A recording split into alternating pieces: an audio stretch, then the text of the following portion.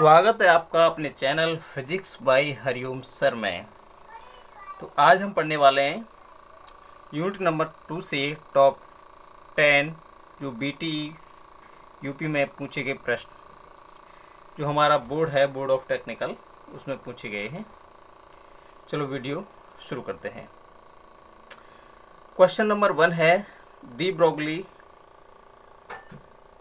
Double nature of light. De Broglie प्रकृति का सिद्धांत क्या है, इसका प्रिंसिपल पूछ रहा है इसमें। डी ब्रोगली तरंगदैर्घ्य के सूत्र की व्युत्पत्ति कीजिए, है ना। इसका जो डेरिवेशन है डी ब्रोगली का, उस फॉर्मूले का क्या करवा रहा है, डेरिवेशन करवा रहा है, ड्राइव करवा रहा है।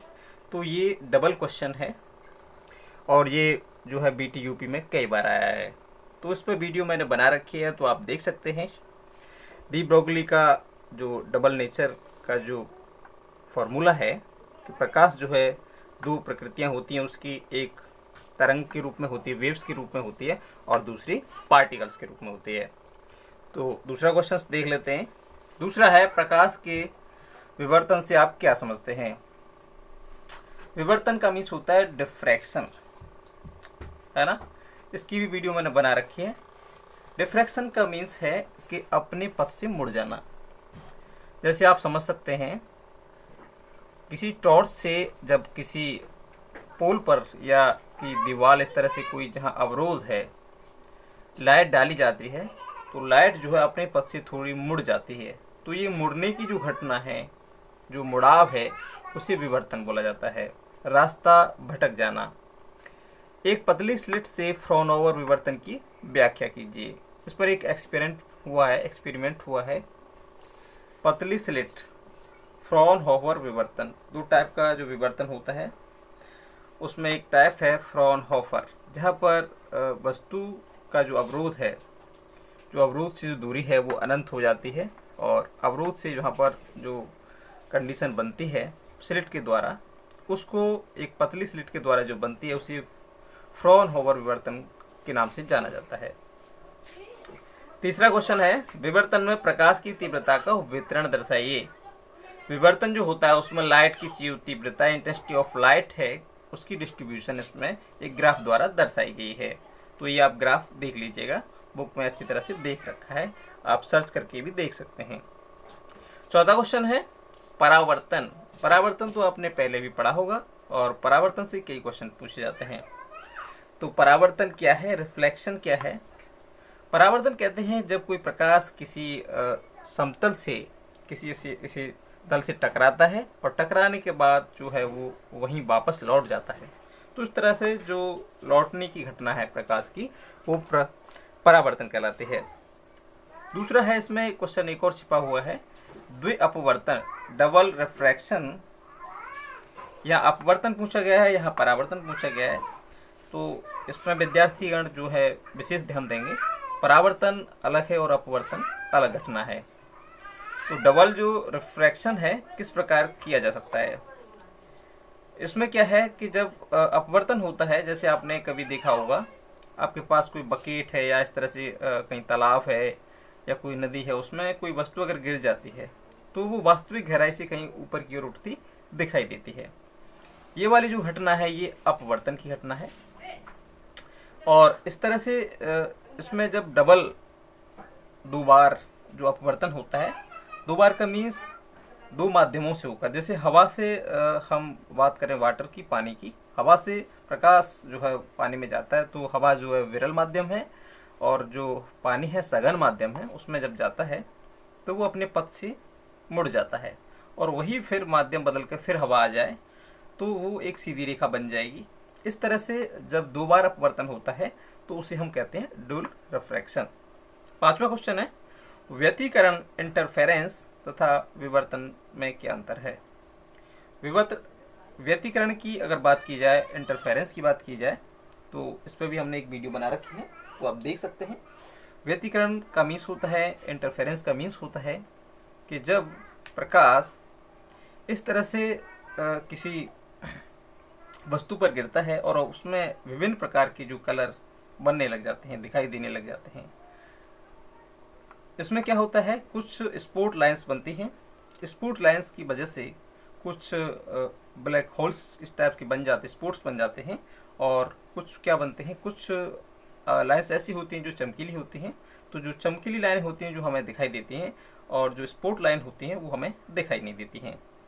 तो इस तरह की जो घटना होती है इंटरफेरेंस कहलाती है, व्यतिकरण कहलाती है। जैसे पानी का एक बुलबुला, पानी के बुलबुले को आप देखेंगे, वाटर बबल्स जो होता है उस पर अगर प्रकाश गिरता है तो उसमें विभिन्न प्रकार के कलर्स दिखाई देते हैं। ऐसे ही साबुन का जो बुलबुला होता है उसमें भी होता है। तो ये वाली जो घटना है, जो कलर्स इस तरह के दिखाई देते हैं, वो कलर्स उस इंटरफेरेंस व्यतिकरण के कारण ही दिखाई देते हैं। इसमें छिपा हुआ विवर्तन में क्या अंतर है? तो विवर्तन एक घटना है जिसमें प्रकाश का मुड़ाव हो जाता है। जैसे मान लीजिए कोई होल्स है और होल्स से प्रकाश अंदर आ रहा है और बीच में कोई अवरोध है, तो अवरोध से जो प्रकाश मुड़ जाएगा, इस तरह से आप समझ सकते हैं। जैसे यहाँ से ये टॉर्च है, ये प्रकाश डाला जा रहा है, तो प्रकाश जैसे जाना चाहिए इस तरह सीधा ना जाके थोड़ा सा आगे की तरफ मुड़ जाएगा, इधर मुड़ाव जो हो जाएगा इसका, इधर सीधा ना जाके ये मुड़ा हो जाएगा। ये यहाँ से देखा जाए तो ये सीधा प्रकाश इस तरह से जाएगा। प्रकाश की घटना एक प्रकाश सीधी रेखा में चलता है, परंतु क्या होता है, कोई अवरोध आने पर इस तरह से मुड़ जाता है। अपने पथ से मुड़ जाना, ये जो घटना है वो विवर्तन है। तो ये 5 प्रश्न थे, अभी आगे देख लेते हैं। तो अगर वीडियो अच्छी लगती है तो बिल्कुल चैनल को सब्सक्राइब कीजिएगा और वीडियो को लाइक कीजिएगा। अगला नेक्स्ट क्वेश्चन नंबर 6 है, यंग के द्विस्लिट प्रयोग में एक स्लिट के सामने यदि एक पारदर्शी ट्रांसपेरेंट, ठीक है ना, पट्टिका रख दी जाए तो फ्रिंजों पर क्या प्रभाव पड़ेगा, क्या इफेक्ट पड़ेगा? ये यंग का डबल स्लिट जो एक्सपेरिमेंट है उसके बारे में ये क्वेश्चन है। और ये भी क्वेश्चन जो है कई बार पूछा गया है। ये 2011 में आया था, यंग का डबल स्लिट एक्सपेरिमेंट। तो ये क्वेश्चन बहुत ही इंपॉर्टेंट है, आप देख लीजिएगा। प्रकाश के ध्रुवण से आप क्या समझते हैं? ये प्रकाश का जो पोलराइजेशन है वो किस तरह से हो पाता है?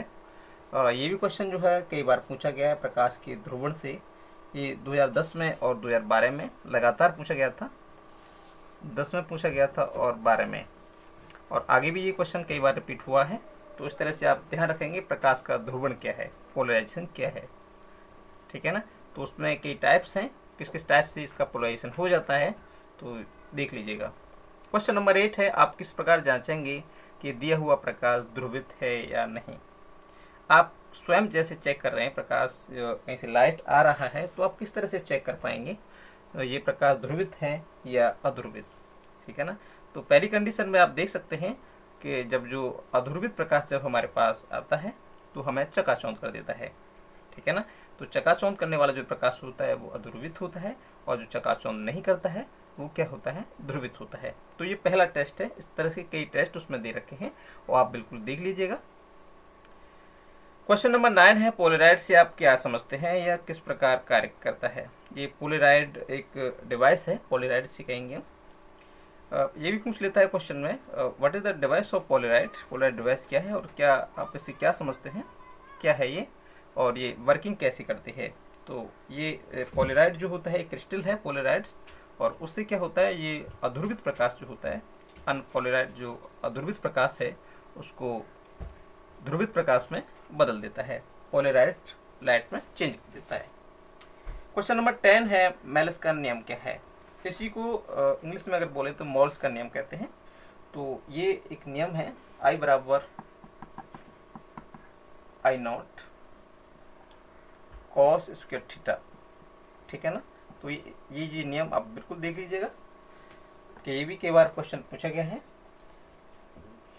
ये लास्ट में जो क्वेश्चन आया था 2012 में आया, उसके बाद भी रिपीट हुआ है। तो ये क्वेश्चन भी बहुत इंपॉर्टेंट है। तो ये थे टॉप 10 क्वेश्चन जो बीटी यूपी में बार बार पूछे गए। उम्मीद है आपको वीडियो अच्छी लगी होगी। अगर वीडियो अच्छी लगी है तो लाइक कर दीजिएगा और चैनल को सब्सक्राइब कर लीजिएगा और शेयर कर दीजिएगा वीडियो को। बहुत बहुत धन्यवाद। Thank you very much. Thanks for watching.